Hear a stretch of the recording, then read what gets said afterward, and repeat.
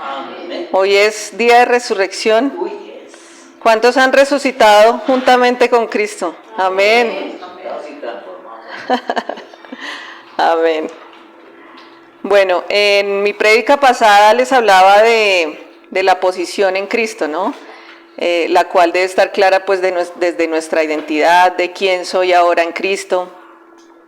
Hablábamos de ejercitarnos, nos ejercitamos todos los días y perseveramos en el crecimiento, el conocimiento de Cristo. ¿Para qué? Para ver manifestada la vida de Cristo en nosotros. ¿Por qué es importante esto, mis hermanos? Porque esto nos lleva a la madurez del cristiano, a avanzar, a crecer. Y así como nosotros hemos crecido, ayudar a crecer a otros. Amén. Entonces, pues hemos aprendido que el propósito de la obra redentora fue darnos una nueva vida, ¿sí? La vida de Jesús en nosotros. Y para entender un poco más y ejercitarnos en cómo es esa nueva vida, es muy sencillo.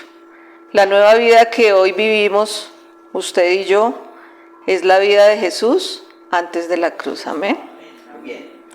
Por eso esta mañana he titulado mi prédica, La vida de Jesús antes de la cruz es nuestra vida después de la cruz.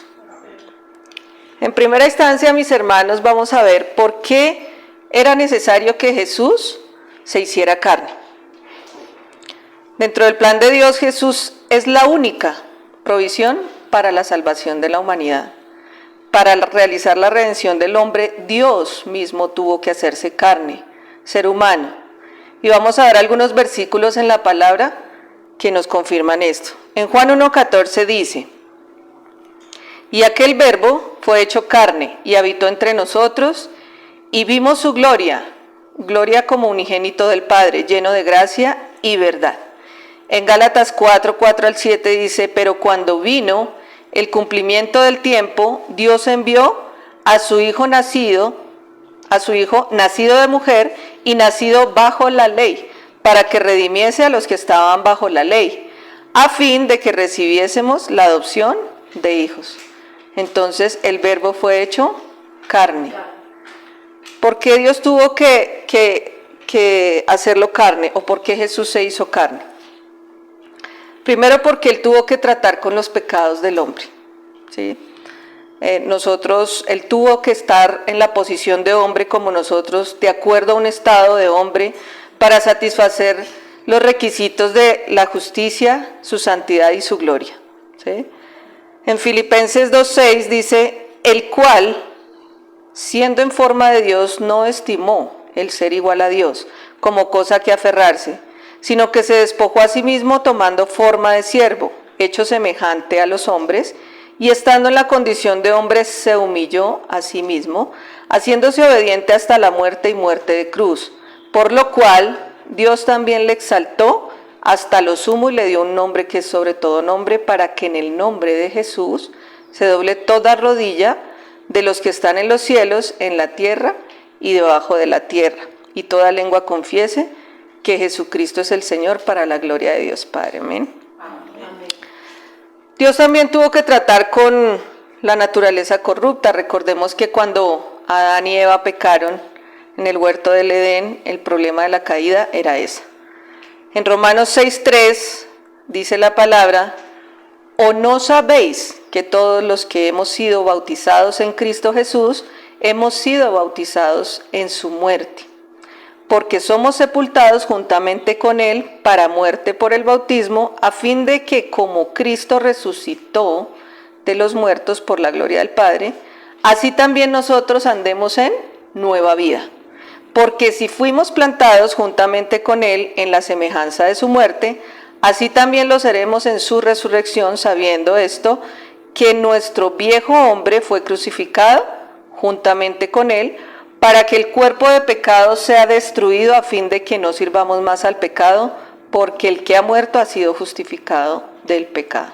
Amén. Entonces nosotros hemos muerto y resucitado juntamente con Cristo. ¿Para qué? Para que nos devolviera el diseño original que teníamos como nos había creado Dios, de lo que Satanás nos había quitado. También Dios tuvo que tratar con Satanás, pues él engañó y mintió al hombre en el huerto del Edén. Por eso es que nosotros en Colosenses 1:15 dice, Jesús es la imagen del Dios invisible, el primogénito de toda creación. Porque cuando nosotros lo recibimos, esa imagen es recuperada, fue recuperada por Él en la cruz. Recordemos que ese diseño original es el plan de Dios para nosotros. Dios vino al mundo en semejanza de los hombres, ocultando su gloria en la carne de su humanidad. Él tuvo que revelarse a sí mismo para que los hombres pudieran verlo y conocerlo. Eso está en Juan 1:1. Entonces vemos, mis hermanos, que Jesús fue hecho como usted y como yo, una persona como nosotros, hecha carne, fue hecho carne, de carne y hueso, y que siendo el Hijo de Dios se hizo como nosotros. ¿Para qué? Para demostrarnos que su poder, el cual habita hoy en nosotros, es real y lo podemos comprobar. Amén. Amén. Y esto es importante tenerlo claro porque hoy existen argumentos en la iglesia y en las iglesias que están predicando el evangelio de prosperidad y sanidad, donde la gente vive en condenación porque los llaman pecadores y tienen que ir a la cruz todos los días. Jesús murió una vez y para siempre y resucitó una vez y para siempre por nosotros, ¿sí? Entonces las iglesias hoy no están entendiendo cuál fue el propósito de la obra redentora y mucha gente piensa, pues es que Él era Jesús, era el Hijo de Dios, entonces Él podía hacer milagros, Él podía sanar, Él podía levantar los muertos, Él podía echar fuera demonios, porque era el Hijo de Dios. Nosotros también lo podemos hacer. Entonces vemos que o hay personas que todavía tienen en su mente como la vida de Cristo es inalcanzable, ¿no? O sea, porque Él era Cristo, porque Él era el Hijo de Dios, Él sí podía hacer todo. Pero nosotros hoy tenemos esa vida dentro de nosotros. Recordemos que compartimos la vida de Cristo. Nosotros, ese es nuestro propósito en la tierra. Entonces, cuando usted y yo nacimos a esta nueva vida y que fue por obra divina del Espíritu, porque el Espíritu de Dios fue impartido en nosotros y estamos en la capacidad de vivir como Jesús antes de la cruz. Incluso Jesús dijo, el Espíritu Santo es el que les va a hablar de mí, en Juan 16:13. Recordemos que los discípulos caminaban con Él, pero ahí no habían recibido al Espíritu Santo. Y hasta que Jesús murió y resucitó fue que ellos recibieron al Espíritu Santo y por eso ellos podían hacer milagros. Ellos podían sanar a las personas, echar fuera demonios. Jesús les decía, les conviene que yo me vaya, ¿sí? Y Pablo también lo dice en sus cartas, lo que están viendo en mí no soy yo, es Cristo en mí. Yo soy lo que soy por la gracia de Dios, es su poder y es su obrar. Eso está en 1 Corintios 15:10. Entonces nosotros ya tenemos ese regalo eterno, mis hermanos, su Espíritu en nosotros, y para eso nos ejercitamos en el conocimiento, creciendo en el conocimiento de Cristo para la gloria de su nombre. Es decir, usted y yo tenemos la unción de Cristo y el poder está dentro de nosotros. Amén. Ahora, para profundizar un poco más acerca de la vida de Jesús antes de la cruz, pues vemos que en la palabra se habla muy poco de su niñez. En un pasaje en Lucas 2:21 hablan de que Jesús pues fue circuncidado según la ley cuando Él nació y presentado en el templo. La gente hablaba maravillas de Él, del que traía la redención y la salvación al mundo. En Lucas 2:40 vemos que dice que el niño crecía y se fortalecía y se llenaba de sabiduría y de la gracia. La gracia es el poder de Dios, el favor de Dios, la manifestación del fruto del Espíritu. Dice que la gracia de Dios estaba sobre él. En el 2:41 dice que María y José todos los años iban a la fiesta de Pascua y cuando fueron a esa fiesta, acabada la fiesta, el niño se quedó y se perdió 3 días. Lo hallaron en el templo sentado en medio de doctores de la ley, oyéndoles y preguntándoles, y todos se maravillaban por la inteligencia de él y por las respuestas. Cuando sus padres lo encontraron después de 3 días, pues María dice, ¿por qué nos has hecho esto? Te hemos buscado con angustia. Y miren lo que Jesús les contesta con 12 años. ¿Por qué me buscabais? ¿No sabíais que en los negocios de mi Padre es necesario estar? Él tenía claro a qué venía, él tenía claro su propósito. Entonces, un niño de 12 años en los negocios de su padre. Lindo, ¿verdad? Hoy vemos en el mundo niños consumidos por las redes sociales, niños que desde pequeñitos les ponen una tablet, un celular, porque el papá está ocupado, porque la mamá está ocupado, porque hay que trabajar, porque tienen otras ocupaciones, y el niño crece con lo que lo está haciendo crecer el mundo, ¿sí? Entonces vemos niños deprimidos, jóvenes deprimidos por el bullying, con ausencia de padres, porque pues, el mundo está absorbiendo a los padres sus trabajos, sus ocupaciones, sus afanes. Entonces, ¿qué le estamos enseñando? ¿Qué le está enseñando el mundo a sus hijos? ¿Sí? Dios nos habló en Génesis que la multiplicación era para llenar la tierra de la gloria de Dios. O sea, nosotros tenemos hijos, ¿para qué? Para llenar la tierra con la gloria de Dios, ¿sí? Entonces, vemos que cuando crecemos, nuestros papás nos decían, ay, no, pues es que su propósito es estudiar, tener un buen trabajo, usted debe tener dinero, unas buenas casas, unas fincas, unos carros, no se case porque mire lo que me pasó a mí con su papá, no tenga hijos porque entonces los hijos lo van a absorber y no lo van a dejar crecer y volar, sí, y va a tener que vivir en función de ellos, y además cuando crecen entonces se vuelven desagradecidos y se van, y todas estas cosas que el sistema del mundo nos ha metido desde siempre. Y realmente ese no es el propósito de los niños, de los jóvenes, de las generaciones que vienen, ¿cierto? Esa es la añadidura, y la añadidura no la da Dios. ¿Sí? Los padres deberíamos enseñar a nuestros hijos lo eterno desde pequeños, ¿sí? De pronto hay personas que dicen, ay, pero es que los niños se aburren en la iglesia, ay, pero es que no les gusta. Miren, acá hay personas que trabajan con fundaciones de niños donde se les está enseñando la identidad de Cristo, donde se les está enseñando quiénes son ellos, ¿sí? Por qué son valiosos para Dios. Incluso son niños, y la pastora y Ana que están en eso lo pueden decir, son niños que los han abandonado, que están con sus abuelos o que sus papás murieron, ¿sí? Esos niños tienen que crecer en la identidad de Cristo. ¿Por qué? Porque el mundo cuando crezcan se los va a comer. Entonces nosotros como padres y nosotros como hijos de Dios debemos llevar la palabra a los niños, a los adolescentes, a todas las personas, para que reciban a Cristo en su corazón y entiendan para qué fueron creados, para qué vinieron a esta tierra, ¿sí? ¿Por qué están aquí?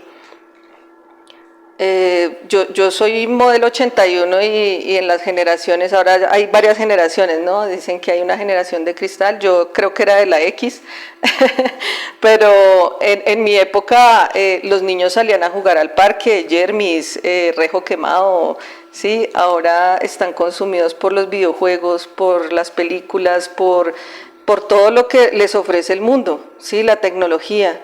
Nosotros jugábamos a la rueda, a la golosa, interactuábamos con más niños, si yo me caía pues alguien me levantaba, aprendíamos a ganar y a perder también, teníamos esa capacidad, y eso todo se ha perdido. ¿Por qué? Por la falta de identidad. La falta de identidad está consumiendo los jóvenes y los niños. Incluso hay personas adultas en depresión, ¿sí? por un desamor, por temas financieros, etcétera, etcétera. Y nadie nos enseñó, nos preparó para vivir eso. ¿Por qué? Porque no conocíamos esto. Pero ahora, gloria a Dios que lo conocemos y podemos vivir en victoria. Amén. Entonces, mis hermanos, el mundo nos necesita.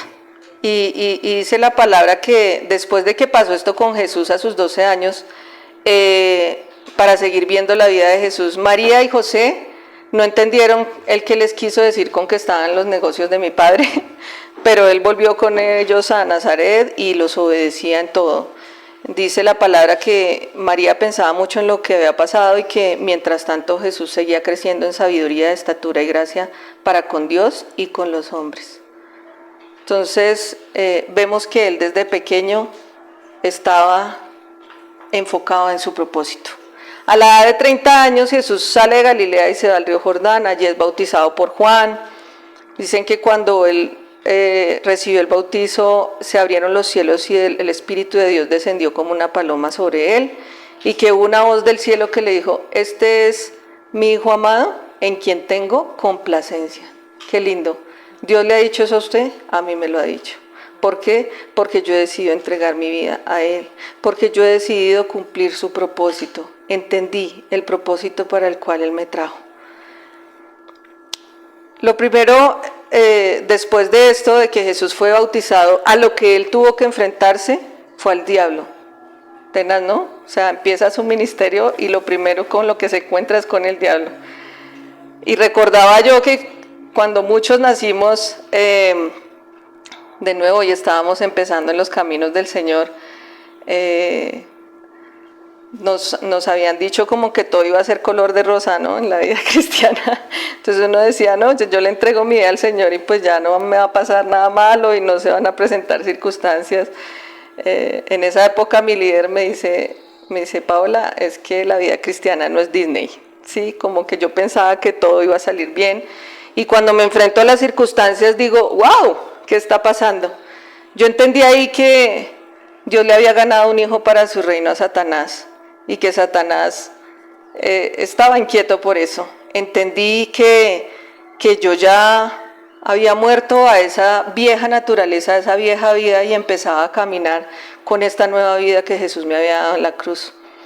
Entonces, para los que están empezando, el camino es suave y es ligero con Jesús. Es entender que las circunstancias que tenemos en el mundo no son lo que nos definen, no es lo que sintamos, sino es vivir en el Espíritu, realmente en el Espíritu que mora en nosotros, ¿sí? Entendí que el conocerlo más y el renovar mi mente con su palabra me iba a llevar a la victoria. Entonces dice la palabra que cuando Jesús fue llevado por el Espíritu al desierto, en Mateo 4:2, dice: y después de haber ayunado 40 días y 40 noches, vino a él el tentador y le dijo: si eres el Hijo de Dios, di a estas piedras que se conviertan en pan. Y él respondió: escrito está, no solo de pan vivirá el hombre, sino de toda palabra que sale de la boca de Dios. Luego le dijo: si eres el Hijo de Dios, échate abajo, porque escrito está, a sus ángeles mandará cerca de ti y en sus manos te sostendrán. Hará que no te tropieces con tu pie en piedra. Jesús le dijo: escrito está también, no tentarás al Señor tu Dios. Y por último le dijo: todo esto te daré si postrado me adorares. Entonces Jesús dijo: vete, Satanás, porque escrito está, al Señor tu Dios adorarás y a Él solo servirás. Entonces el diablo le dejó, y he aquí vinieron ángeles y le servían. ¿Sí ve cómo Jesús enfrentó en el desierto al enemigo? Con la palabra.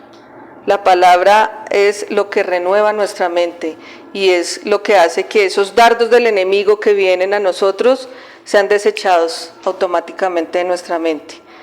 Sabemos que Satanás pues fue vencido en la cruz por nuestro Señor Jesucristo, pero hoy ¿cómo lo vemos? Como el engañador que viene a atacar nuestra mente, a decirnos que no somos hijos, a decirnos que no podemos, a decirnos que esta nueva vida es muy difícil de vivir, que mejor continuemos como estábamos. Ese es el engaño, ese es el enemigo que hoy está atacando nuestra mente. Luego de salir del desierto, Jesús, dice la palabra que Jesús inicia su ministerio y se va a Galilea, un pueblo que estaba en tinieblas. Dice que Jesús llevó la luz. Recordemos que nosotros como hijos de Dios llevamos luz, somos la sal de la tierra. La gente tiene que ver la diferencia en nosotros los hijos de Dios, ¿sí? Luego se encontró a Pedro, a Andrés, empezó a decirles a ellos que hicieran, que les enseñaría a ser pescadores de hombres. Y ahí tenemos un modelo de líder, porque Jesús modeló a sus discípulos cómo debían ganar las almas, ¿sí? Para Cristo. También les enseñó que su trabajo, sus familias no eran importantes versus lo que Él les estaba encomendando, que era su propósito. O sea, que esas son las añadiduras y es lo que tenemos que entender. Él tiene el control de todo lo que nosotros necesitamos, de nuestras familias, de nuestros trabajos, del dinero, de las casas, de todo. Él tiene el control de todo. Pero Él, ¿qué quería? Enseñarnos a ganar almas para Cristo. ¿Y cuál fue la gran comisión que nos dejó a nosotros? Vayan y hagan discípulos. Los discípulos son creyentes de Cristo, son personas que muestran la vida de Cristo a los que no lo conocen. Amén. Y después de que recorrió pues toda Galilea, Él iba sanando, Él iba usando el poder, y esto es bien importante. Usemos el poder. El poder vive en nosotros. Lancémonos al agua. Si hay que orar por un enfermo, hay que orar por un enfermo. Solo hay una oportunidad, y es cuando tienes a la persona enfrente. Hay una oportunidad que Dios te da todos los días de decirle al que está deprimido: ven, hay una esperanza. En Cristo hay esperanza, en Cristo hay sanidad. Amén. Y nosotros debemos empezar a usar el poder de Dios para crecer como iglesia, para ir a los que nos necesitan. Y no es solo llenar una iglesia por llenar, es ir a las vidas, es llevar la vida de Cristo a otros, porque ese es nuestro propósito. Amén. Entonces tenemos el poder y toda la autoridad para sanar, para echar fuera demonios, para levantar los muertos, para calmar al afligido, para tranquilizar en medio de un disturbio. Nosotros hacemos la diferencia. En nosotros la gente ve la diferencia. Amén. Y ahora vamos a pasar a un tema, y es ver qué veíamos en la palabra en Mateo de Jesús y la ley, ¿sí? ¿Por qué es importante hablar de la ley? Porque la ley ya terminó, ¿sí? La ley para nosotros ya no está. Entonces, recordemos que la ley no era para los gentiles, era para el pueblo de Israel en el antiguo pacto.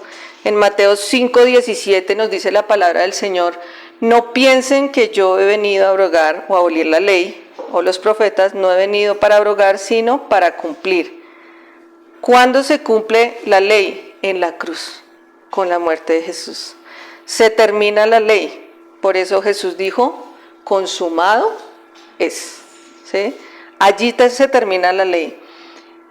Lo que quería decir con esto es que Cristo, que es el sustituto perfecto y efectivo, es el único capaz de salvarnos de una vez y para siempre. Él nos salvó de una vez y para siempre. Entonces, Cristo es el fin de la ley para todos los que creemos en Él.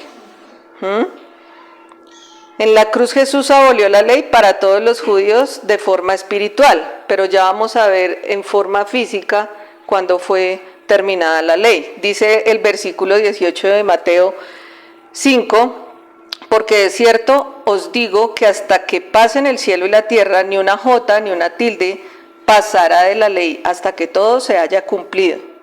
Este es el fin de la ley físico. Se dio en el año 70, recordemos que los dos pactos duraron unos años vigentes hasta que ocurrió la destrucción del templo. ¿Por qué se termina aquí la ley? Porque dice hasta que no pasen el cielo y la tierra. ¿Quién era el cielo? El cielo era Dios representado en el lugar santísimo en esa época, y la tierra eran los sacerdotes o el sistema religioso que había en esa época de los judíos. Amén. Entonces allí terminó la ley. Vemos que sí, Jesús nació y murió cuando la ley estaba activa, pero Él vino a obedecerla, a cumplirla y a terminarla. La palabra nos dice en Romanos 10: porque el fin de la ley es Cristo, para justicia a todo aquel que cree. Y en Romanos 7:4 dice: así también vosotros, hermanos míos, habéis muerto a la ley mediante el cuerpo de Cristo, para que seáis de otro. ¿De quién? De Cristo, del que resucitó de los muertos, a fin de que llevemos fruto para Dios. Entonces vemos cómo la ley terminó. Eso es importantísimo tenerlo claro, porque habrán personas que nos pregunten, y bueno, ¿y qué pasó con los 10 mandamientos y la ley? Y veníamos de un sistema, cuando usted y yo no conocíamos de Cristo, veníamos del catolicismo. Entonces es muy importante tenerlo claro para poder explicar este tema con más claridad a las personas que no conocen esta revelación.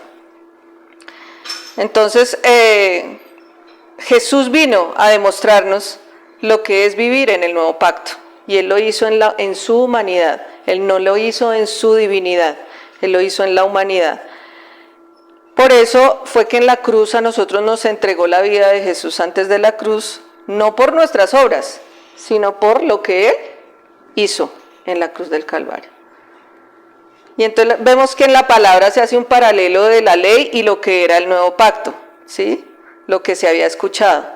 Recordemos que el pueblo de Israel nunca pudo cumplir la ley, ¿por qué? Porque estaban en la carne y era imposible cumplirla, ¿sí? El Evangelio no nos hace obedientes, el Evangelio nos pone en la cruz con Jesús, para que nosotros muramos y resucitemos y tengamos una nueva vida.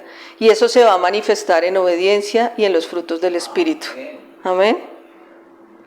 En 1 Pedro 2:21 dice, pues para esto fuisteis llamados, porque también Cristo padeció por nosotros, dejándonos como ejemplo para que sigáis sus pisadas. Entonces nuestro ejemplo es Jesús. Nosotros, usted y yo, hemos sido llamados a caminar como Cristo. En Hechos 9:4, cuando Saulo, en esa época que después se llamó Pablo, dice, y cayendo en tierra oyó una voz que le decía, Saulo, Saulo, ¿por qué me persigues? ¿Sí? El Señor no le dijo, ¿por qué persigues a mi iglesia? ¿Por qué persigues a mi hermano? ¿Por qué persigues a Pepito o a Juanito? Él dijo, ¿por qué me persigues? Porque las personas ya tenían a Cristo. Somos uno con Él. Amén. Entonces, si a ti te persiguen, ¿a quién están persiguiendo? A Cristo. Si a ti te ofenden, ¿a quién ofenden? A Cristo, ¿cierto? En Romanos 8:13 dice la palabra, porque si vivís conforme a la carne, moriréis, mas si por el Espíritu hacéis morir las obras de la carne, viviréis, porque todos los que son guiados por el Espíritu de Dios, estos son hijos de Dios. ¿Y usted y yo qué somos? Entonces, ¿por quién somos guiados? Por el Espíritu. Amén. Veamos entonces algunas enseñanzas que el Señor nos nombra en la palabra acerca del nuevo pacto. Habla de las bienaventuranzas, dice, bienaventurados los pobres en espíritu, porque de ellos es el reino de los cielos. ¿Sí? Ser pobre de espíritu significa confianza total en Él. ¿Sí? No quiere decir, ay, que yo soy pobrecito, no. Significa, yo confío plenamente en el Señor. Amén. Bienaventurados los que lloran, porque ellos recibirán consolación. La palabra nos dice que a pesar de las tribulaciones, Jesús venció, y que en el mundo vamos a tener aflicciones, pero nuestra paz y nuestra tranquilidad está en Él, porque Él ya venció en la cruz del Calvario. Dice, bienaventurados los mansos, porque ellos recibirán la tierra por heredad. ¿Sí? Los mansos es humildad. ¿Qué es lo contrario a la humildad? La soberbia, el orgullo. Bienaventurados los que tienen hambre y sed de justicia, porque ellos serán saciados. Él nos justificó con su muerte. Bienaventurados los misericordiosos, porque ellos alcanzarán misericordia. Y eso es compasión. Miren todas las características que tenía Jesús y que ahora tenemos nosotros con la muerte de Jesús. Bienaventurados los limpios de corazón, porque ellos verán a Dios. ¿Qué es estar limpio de corazón? Un corazón sin mancha. Bienaventurados los pacificadores, porque ellos serán llamados hijos de paz. A donde quiera que tú vayas, lleva la paz de Dios, lleva la luz de Cristo. Y eso va a desarmar cualquier disturbio, cualquier pelea, cualquier cosa. Eso desarma a las personas. Bienaventurados los que padecen persecución por causa de la justicia, porque de ellos es el reino de los cielos. Es la verdad, hablar siempre la verdad. Bienaventurados sois cuando por mi causa os vituperen o os persigan y digan toda clase de mal contra vosotros mintiendo. Alegraos, dice el Señor, porque nuestro galardón es grande en los cielos, porque así como los persiguieron a ellos y persiguieron a los profetas que fueron antes de nosotros, dice la palabra que tendremos persecución. Y en ese caso, ¿qué debemos hacer? Alegrarnos y gozarnos. Que hablaba también Jesús, hacía un paralelo de Jesús, de la ley y el nuevo pacto en cuanto al enojo. O sea, oísteis que fue dicho en el antiguo, no matarás, y cualquiera que matare será culpable de juicio. Mas yo os digo que cualquiera que se enoje contra su hermano será culpable de juicio. Por tanto, si traes tu ofrenda al altar y allí te acuerdas que tu hermano tiene algo contra ti, anda y reconcíliate primero con él. Y entonces sí ve y presenta tu ofrenda. ¿Sí? Miren que al parecer era más difícil de cumplir el nuevo pacto, pero con el Espíritu en nosotros no lo es. Jesús y el adulterio, ¿qué decía? No cometerás adulterio, pero yo, decía la ley, pero yo os digo que cualquiera que mira, solo mira una mujer para codiciarla, ya adulteró con ella en su corazón. ¿Qué decía del divorcio? También fue dicho que cualquiera que repudie a su mujer, dele carta de divorcio, mas yo os digo, el que repudia a su mujer, a no ser por causa de fornicación, hace que ella adultere, y el que se casa con la repudiada comete adulterio. ¿Qué nos hablaba de los juramentos? Dice que habéis oído, no perjurarás, sino cumplirás a Dios tus juramentos, pero yo os digo, no jures en ninguna manera, ni por el cielo, ni por la tierra, ni por tu cabeza, dice la palabra. Si tu hablar es sí, debe ser sí, y si es no, debe ser no, pero no jures. ¿Qué hablaba de la venganza?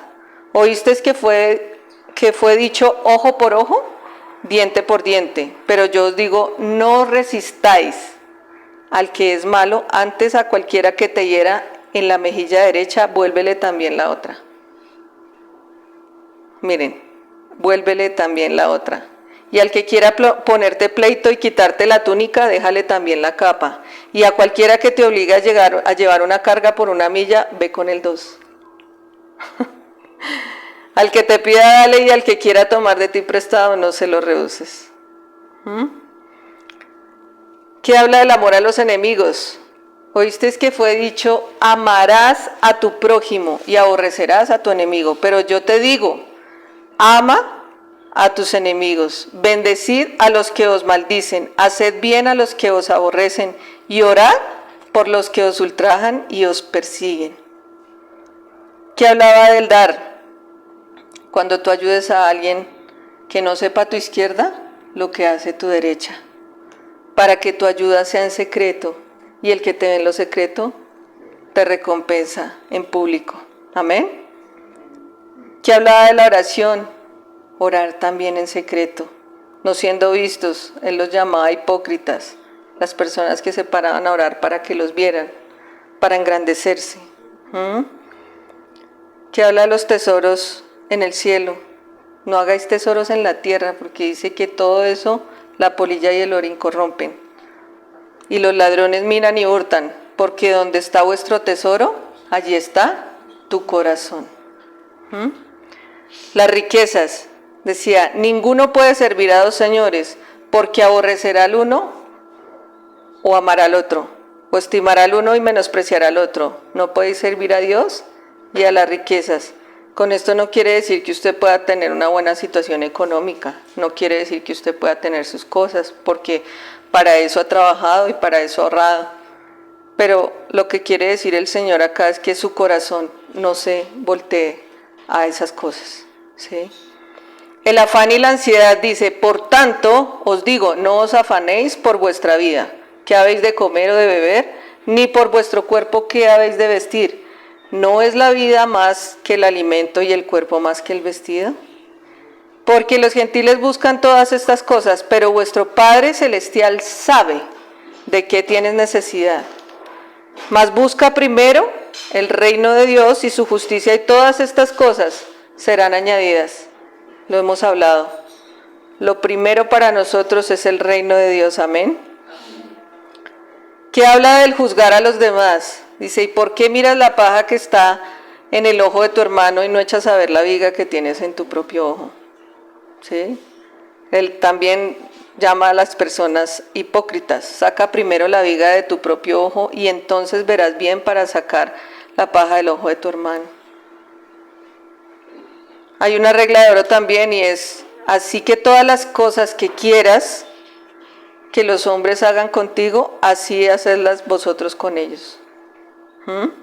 Esa es una regla de oro.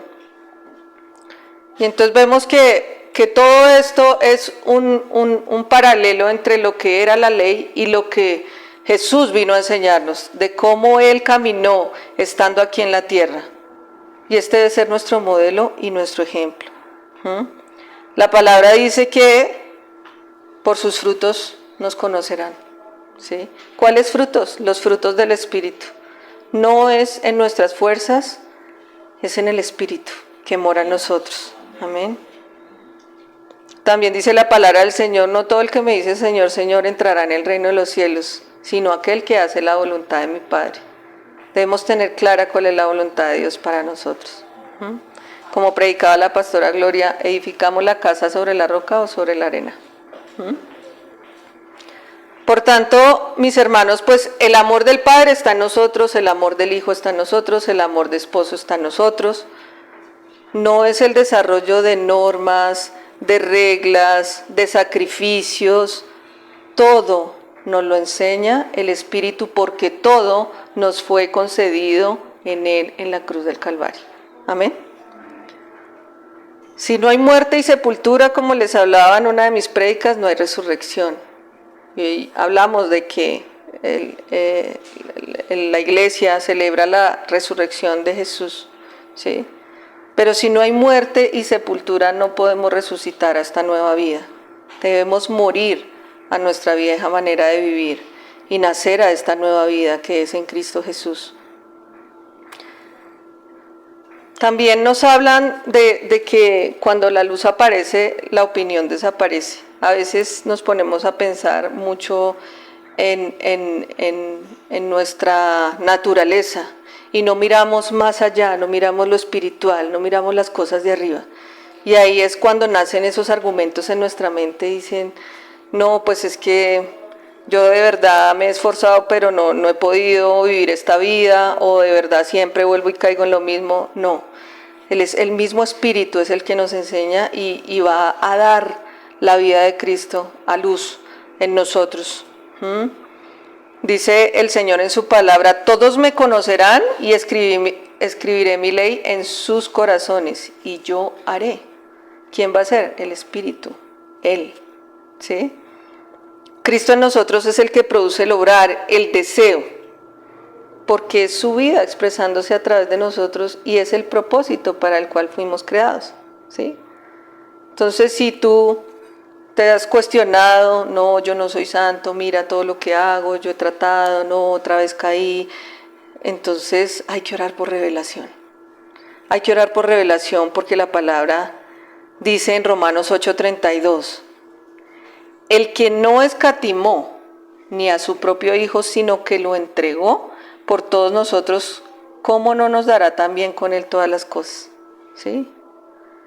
Lo que debemos pensar, mis hermanos, es ¿cómo respondemos a esa verdad? ¿Qué hacemos con la revelación que Cristo nos ha dado? ¿Le damos gracias a Dios y creemos?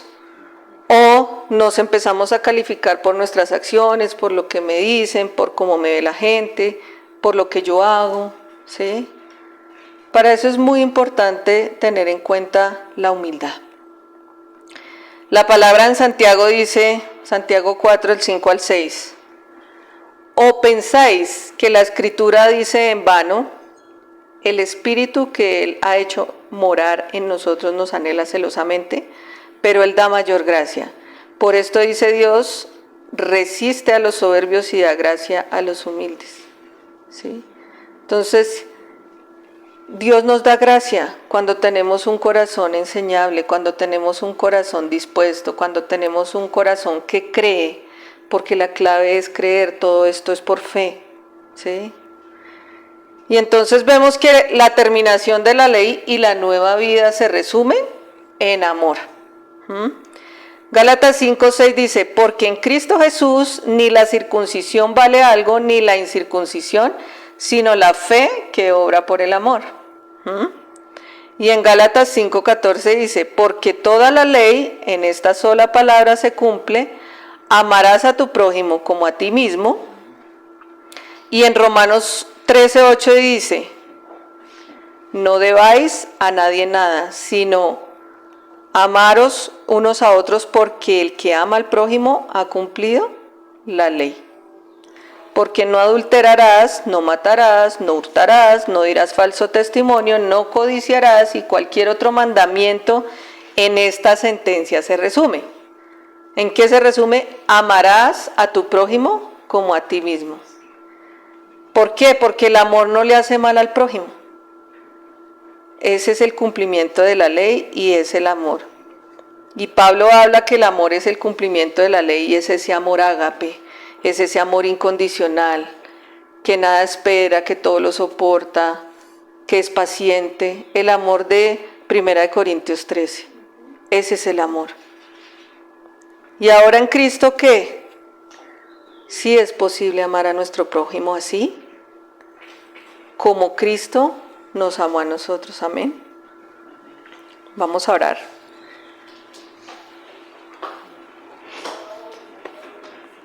Padre, te damos gracias en esta mañana, Señor. Gracias porque hemos recibido la revelación de tu palabra, Señor, porque tú hablas a nuestro espíritu, Señor. Gracias porque hoy es un día en que se conmemora tu resurrección, Señor, y sabemos que morimos juntamente contigo, papá. Morimos y resucitamos en la cruz del Calvario, mi Cristo, porque contigo tenemos una nueva vida que no es imposible de vivir, que es posible no en nuestras fuerzas, que es posible caminando en el Espíritu que mora en nosotros.